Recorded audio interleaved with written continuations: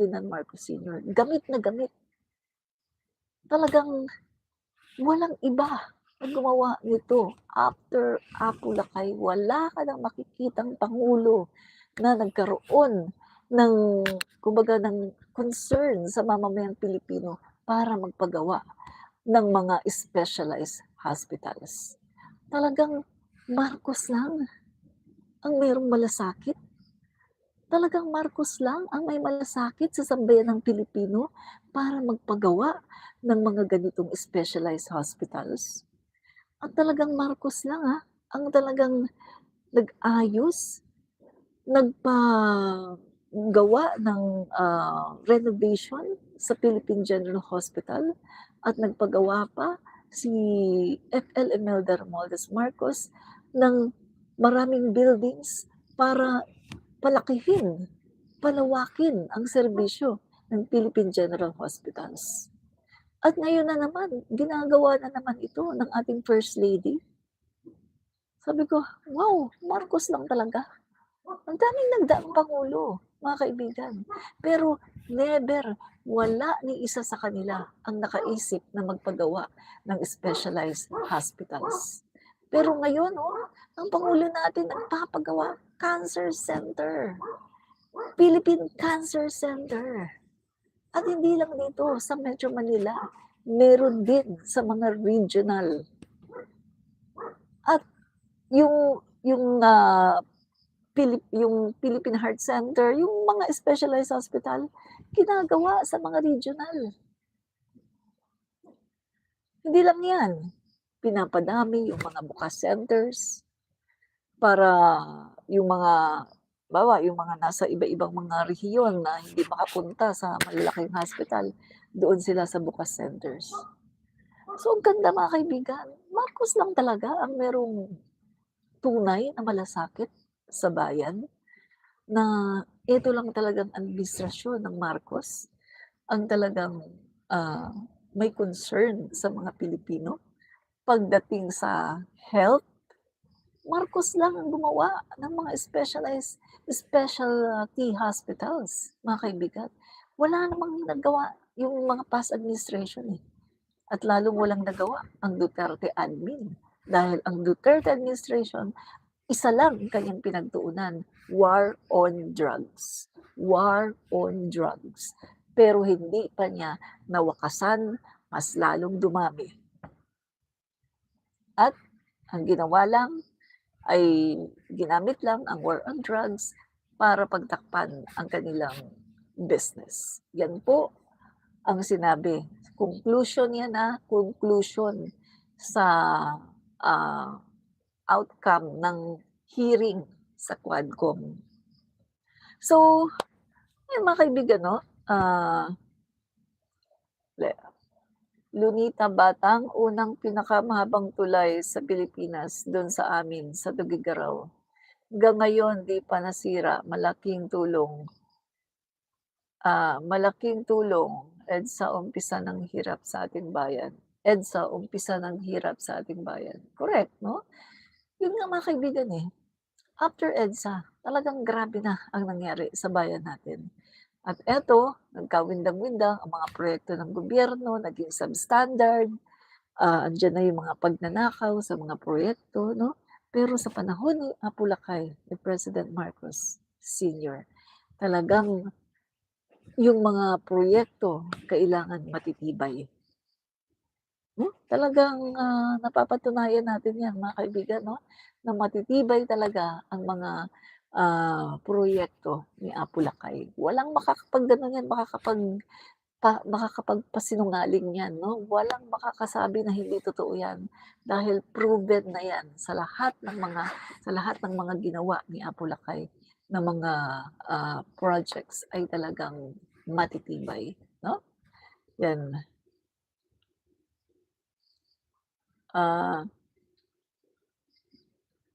Lynn Mariano at Leo Ismanes, sana kapag magkasakit ka kung sino man sa pamilya mo, hindi mo gamitin alinman sa hospital na pinatayo ni Apo Lakay. Tumpak. Katulad na nga lang ng East Avenue.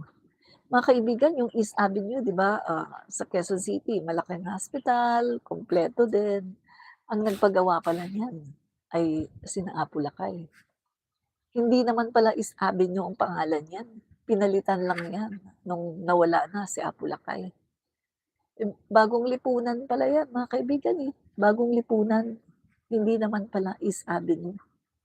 So, napakarami na ng mga pinalitan mga kaibigan. 'Di ba nakakuwento ko nga sa inyo pati nga yung paaralan namin, yung high school na paaralan namin, pinalitan din, eh.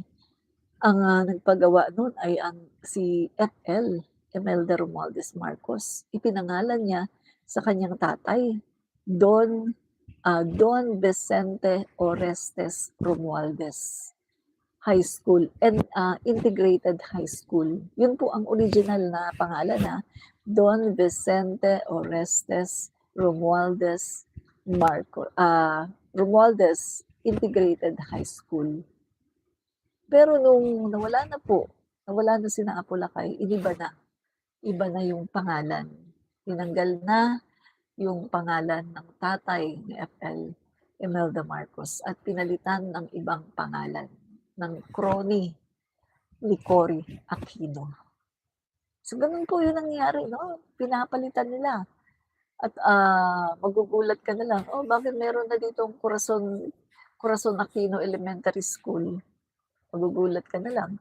Eh, kasi pinapalitan yung mga pangalan, mga kaibigan 'no, na hindi naman dati Corazon P. Aquino Elementary hindi naman dati Corazon Aquino, Elementary School tapos biglang pagtingin mo, "Uy, Corazon Aquino Elementary School." Oh, magugulat ka na lang pinalitan na ang pangalan 'no. So, yung mga kaibigan 'no, real talk lang tayo dito 'no. Pulong malakas sana Pilipinas kung 'di nawala si Apo Lakay. Tama ka diyan 'no, korek ka diyan, Pulong 'no. Malakas talaga sana ang Pilipinas kung hindi siya nawala. Or kasi sa totoo lang mga kaibigan, aalis din naman si Apo Lakay, hindi naman siya kailangang, ah, ipatapon sa ibang bansa, eh. Aalis din naman siya, eh. At saka si Apo Lakay po ay naniniwala sa demokrasya 'no, at, eleksyon. In fact, mga kaibigan, sa kanyang panahon ang dami ng nagdaang eleksyon. Naniniwala siya sa eleksyon. Kaya nga lang talagang nananalo siya. Siya talaga ang nananalo, siya talaga ang pinipili ng mga Pilipino. Kasi siya talaga ang gusto, 'no? Eh, naalala ko nga nun mga kaibigan, pati nga pamilya namin, Marcos talaga. Yung nanay ko, yung tatay ko, siya din yung binoboto. Oh, kaya siya ang nananalo. Hindi naman niya mina-manipulate yung mga botohan kundi talagang siya ay nananalo dahil siya talaga ang binoboto ng tao. So, kung sana, hinayaan na lang nila na, matapos ni Apolacao yung termino niya, aalis din naman yun, eh. Hindi naman yun magtatagal, lalong-lalo na, ah, sick na pala siya nun, 'di ba? May sakit na pala siya nun. Hindi naman 'yan aalis ng kumbaga hindi naman 'yan, isisemento niya yung sarili niya doon sa Malacanang, hindi naman gano'n, eh, 'no. Aalis din 'yan, lalo na may sakit na talaga siya nung mga panahon na 'yun, 'no. So, anong nangyari, anong epekto mga kaibigan sa ginawa ng mga tao, 'no, sa EDSA? Ano ang epekto? Ito nagkawindang-windang. Tignan niyo, magkano ang budget ni Apo Lakay? Wala pang 500 billion ang budget ni Apo Lakay. Wala pang 500 billion. Oh, kita niyo, 20 years 'yan, 20 years, wala pang 500 billion. Ang dami-daming proyekto. Merong 20 power plants, merong mga dams, merong mga bridges, hundreds of universities, schools, napakadami 'no, hindi lang hundreds, umabot na nga sa 1,000 mga kaibigan 'no. Ang daming mga flood control projects, ang daming mga housing units, mga BLIS, ang dami mga kaibigan ng kung ano-anong mga proyekto, flood control, et cetera, et cetera. So mga kaibigan, Kita natin 'no, sa 20 years niya, wala pang 500 billion. Nasa 486 something billion lang 'yun mga kaibigan. Hindi pa siya umeksakto ng 500 billion. Pero nung si Cory Aquino na ang umupo, dalawa 'no, ano na, 2 trillion. Pag-upo ni Cory Aquino, 2 trillion ang budget. Tingnan mo yung, pagkakaiba. President Marcos, 20 years, wala pang 500 billion ang budget. Cory Aquino, ilang ilang taon lang. Cory Aquino, 6 years lang, pero 2 trillion na, 2 trillion na ang budget. So dun mo makikita, guys, kung napanood niyo yung sinabi ni, Percy Lapid na naman 'no, si Percy Lapid. Merong video si Percy Lapid na sinasabi niya na nai-share ko dati yun, sa TikTok, sinasabi niya na, bakit daw sasabihin ng mga tao na nagnakaw si President Marcos Sr. Na kung titingnan mo daw, kung kukuwentahin mo daw, sa sobrang dami ng mga nagawa ni Apo Lakay, magtataka ka daw paano niya nagawa yun. Samantalang ang budget niya ay wala pang eksaktong 500 billion. Paano siya nakagawa ng mga ganong klaseng proyekto? Kaya ang sabi ni Percy Lapid, malamang sa malamang ang ginamit daw ni Apo Lakay ay ang kanyang sariling pera. Panood niyo yun? Hahanapin ko yung video na yun, mga kaibigan. Hanapin ko yung video na yun, na sinasabi yan ni Percy Lapid, na malamang sa malamang ang ginamit daw ni Apo Lakay ay ang sarili niyang pera. Kasi napaka-imposible daw, ang sabi ni Percy Lapid, napaka-imposible daw na matugunan niya lahat ng gano'ng karaming proyekto. Pagkatapos ang budget niya, ayon doon sa ano, data na kung saan nakalagay yung mga budget ng mga presidente, ang budget niya hindi pa eksaktong 500 billion. Paano niya nagawa? Nakapagpagawa ng power plant, nakapagpagawa ng 20 um, 20 power plants 'no, kasama na, iba pa yung nuclear power plant. Nakapagpagawa ng mga dams, pagawa ng mga electrification 'no, sa iba-ibang mga lugar sa mga provinces. O si President Marcos din ang nag-initiate niyan, electrification sa mga bukid, sa mga bundok, yung pagpapatubig, yung pagpapagawa ng mga tulay, bi-build ng mga magagandang mga kalsada. My God 'no? So, pagpapatayo ng mga specialty hospitals, pagpapagawa ng mga buildings na katulad ng PICC na hanggang ngayon ay talaga namang ini-enjoy ng mga Pilipino. Diyaan kapag merong mga graduation, kapag merong mga oath-taking, andiyan yung canvassing sa COMELEC, andiyan yung mga iba-ibang mga events, mga international events. Lahat mga kaibigan talagang gamit na gamit ang lahat ng mga pinagawa ni Apo Lakay. So kung titingnan natin paano niya nagawa ang lahat ng yun sa budget niya na hindi pa umeksakto ng 500 billion, 20 years yun, 20 years. Take note, 20 years. Paano niya nagawa yun?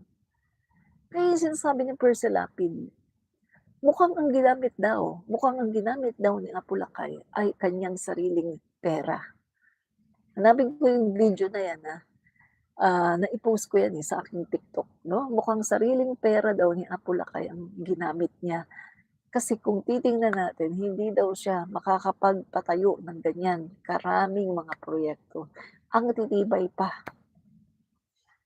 20 years yan, wala pang eksaktong 500 billion.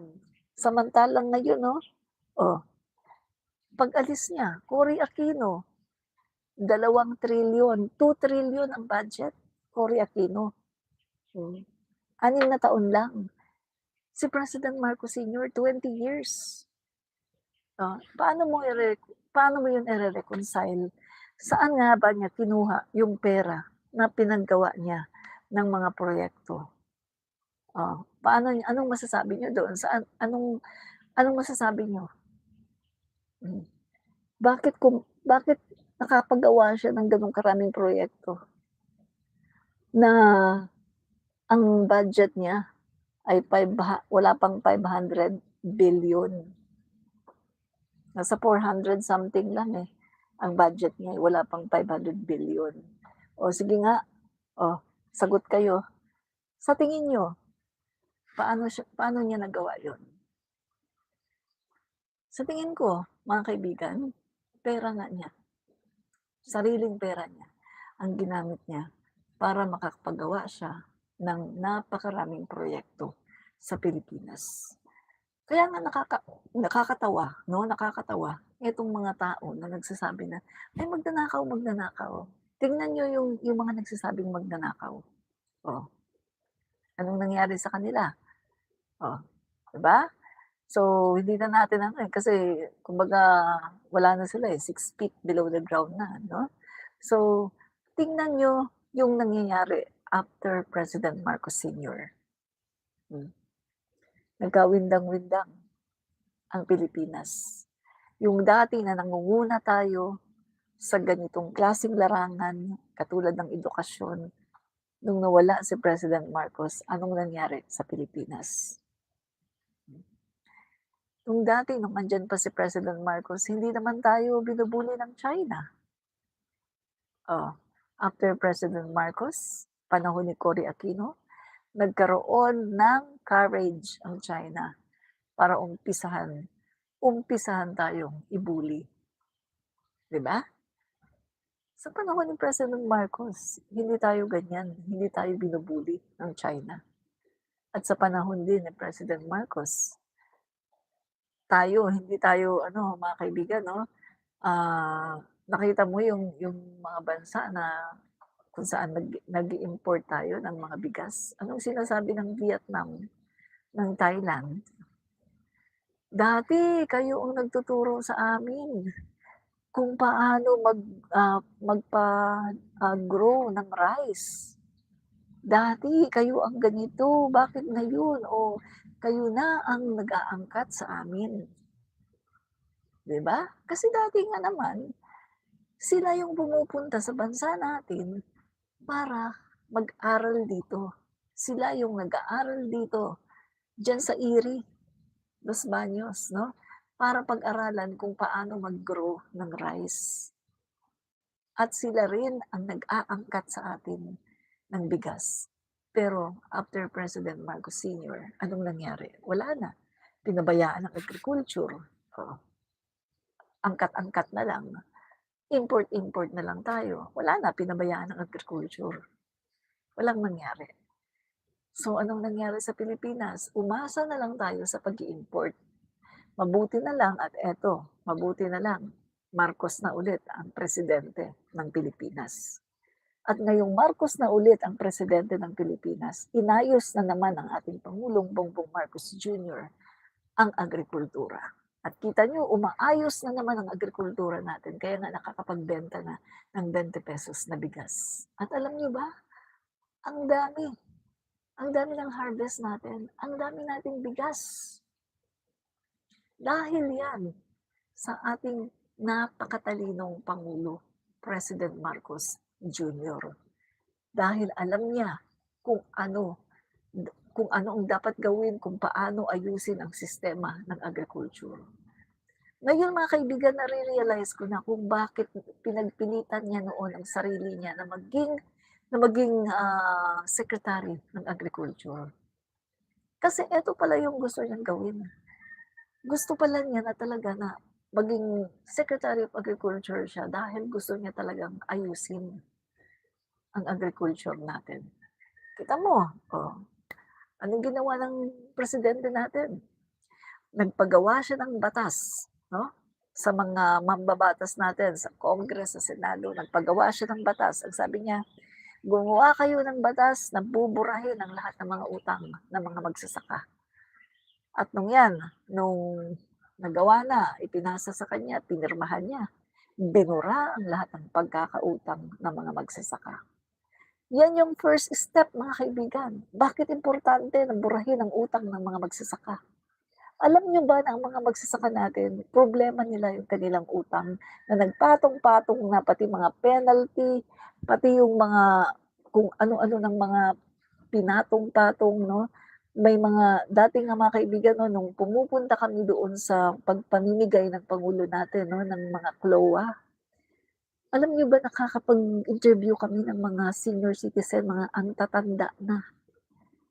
Tuwang-tuwa sila kasi meron na daw silang titulo ng lupa at tuwang-tuwa sila dahil nakuha nila yung kanilang CLOA, yung kanilang certification na nagsasabi doon na pinatawad na, pardon na ang lahat ng kanilang mga pagkakautang, binura na ang lahat ng kanilang pagkakautang. Alam niyo ba, may magsasaka dun ang sabi, ang utang niya umabot ng 1.5 million. At sumasakit daw ang ulo niya kasi ang tagal na daw, dekada na, 1.5 million umabot ang utang niya. Hindi daw niya alam kung paano bayaran. At tuwing siya daw ay, nagha-harvest, nag-aalat siya ng pera, nag-iipon siya ng pera para doon sa pambayad. So, every time na magha-harvest, iniisip niya, kailangan ito may pambayad. Sumasakit na daw ang ulo nila at hindi sila makapag-focus sa kanilang pagtatanim. At minsan, imbis na yung pera na kanilang ipambayad doon sa utang nila, sa mga penalty ng patong-patong na, dapat daw ay ipambili na lang nila ng mga pangangailangan, hindi nangyayari. Kaya hirap na hirap ang buhay ng mga magsasaka natin. Nung wala pa ang Pangulong Marcos Jr. Pero nung dumating ang Pangulong Marcos Jr., pinamura niya ang lahat ng utang, wala ng utang ang mga magsasaka. Lahat ng mga magsasaka, wala na silang utang. At ito pa ha, ang maganda pa nito, mga kaibigan, ngayon lang nila nakuha ang kanilang titulo ng lupa. Kita niyo yung mga in-interview nga, in-interview, mga kaibigan, 'no, ng mga magsasaka. Ang tatanda na, tuwang-tuwa sa ano sabi, "Hindi namin ina-expect na mahahawakan pa namin ang titulo." Hindi daw nila ine-expect na mahahawakan pa nila ang kanilang mga titulo, na mapapasa kanila ang lupa na kanilang sinasaka. Napakatagal na daw nilang iniintay, ilang dekada na, ilang presidente na ang nagdaan, hindi daw nagawa. Pero ang pangulo natin, Ferdinand Marcos Jr.